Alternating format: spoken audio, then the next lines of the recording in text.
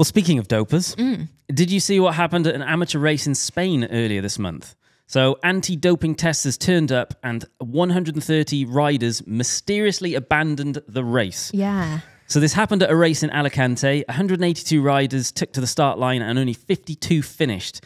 This was a huge drop-off rate even compared to previous races. One anonymous rider told the Spanish website Cyclo21, everyone knows who's at it and who's not. Wherever there are tests, curiously, the same people do not finish the races in order to avoid the test. Of course, without proof, we cannot make accusations, but it's all very obvious.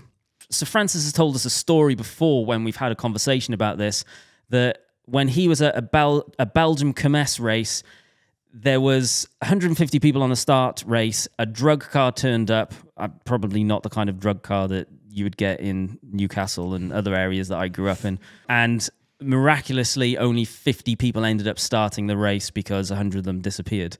Should there be more anti-doping measures at lower level of racing? Well, it sounds like there's a bit, but how far down the chain does it go? I'm going to say yes, because back home, we had quite a big cycling club, and then all the clubs race against each other. And you'd go on, I was younger, so racing a lot faster than I am now. And we'd go to club rides in the morning and be 3 or 4 clubs showing up together, and the lads would ride hard. And then you get guys beating the lads that are racing new CI Elite races, but they never entered any of the amateur races over there. Yeah. So there were people doping just to beat their mates on club rides, which is ridiculous. But the problem for me is that I get the whole thing of people can say, oh, there's no harm in it because nobody's taking money off anybody else. But I think the problem's not that. The problem is the health issues.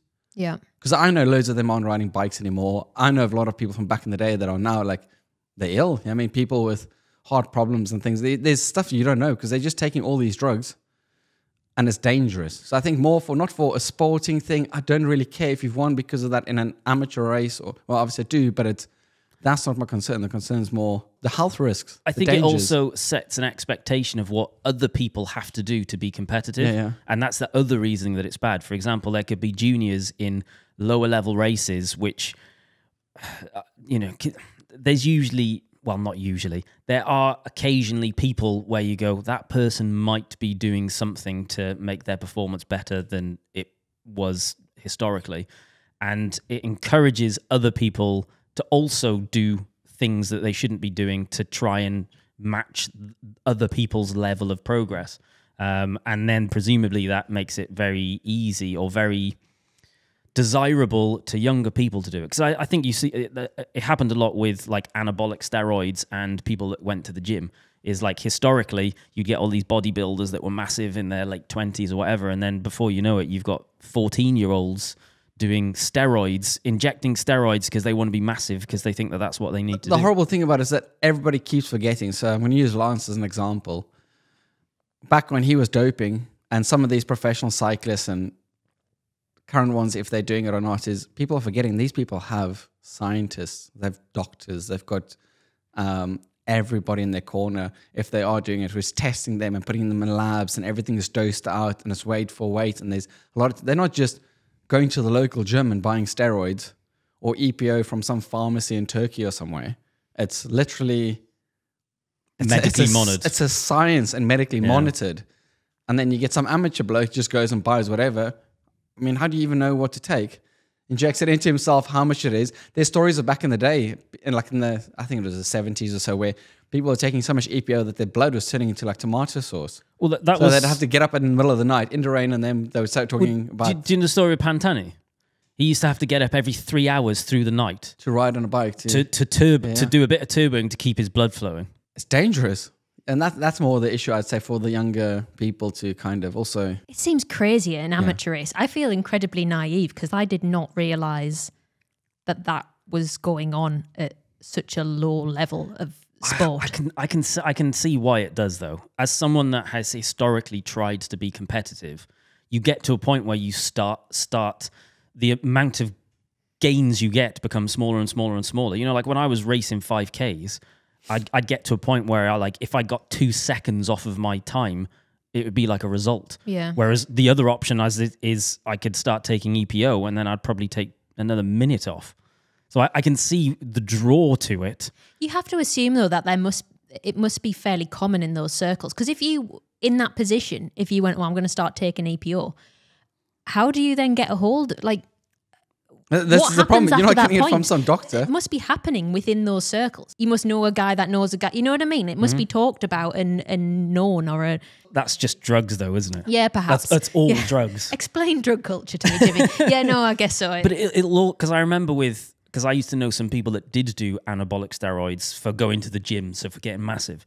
And it would come with, do this, but then also take this primrose oil or whatever it is because it'll help this. Like it comes with an off-the-record, dodgy list of things that you should or shouldn't do to try and give you a better chance of not having weird side effects. I imagine the same thing's going to be for all the performance-enhancing space. Yeah. But I don't know. It's the reason it's banned is because it isn't safe. So, like, don't do it, kids. Oh, there's loads of stuff that gives you performance enhancing that isn't banned.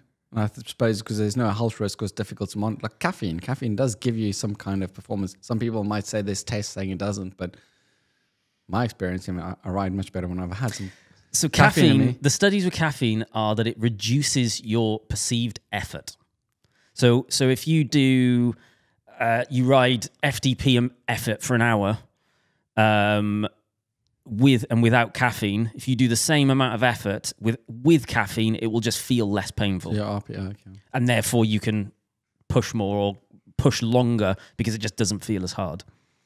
So yeah, there's loads of stuff. Beetroot, nitrates, so beetroot juice and things like that. There's loads of things that are not bad for you. I wonder how much anti-doping testing actually goes on at lower levels. Not enough. At lower levels, I think very little. Yeah, well, it's obvious. It is obviously happening. Maybe they could take a record of who ducks out and see if it over a season how. There must be I somebody don't do know. But there's So James has said to me, I don't know, were you in the shop? And he was saying he did a race recently. It was the first time ever in his entire career where they had testing, Right. which is ridiculous because I know he's Racing level, at Conti level, yeah. but I mean Conti level races with the pro Conti lads. They just don't get paid salaries. And there is the odd occasion where they race against some of the World Tour teams. I mean, he just raced against Israel last week. So essentially, the fact that he's never been nobody in the it's a bit of a like, it's not happening enough. Mm. I would imagine it costs money, and they probably go, "Oh, we don't care if it affects further down the chain." They're not doing it for health, really, are they? They're just doing it because they need to do it at the top end. Whereas I think probably what we're saying is we would like to see it further down the chain so that it stops people even considering it in the first place, because you just go, well, I can't take illegal substances because I'm going to get caught, and therefore I'm definitely not going to do it, so I should focus on the stuff that I can do, like training.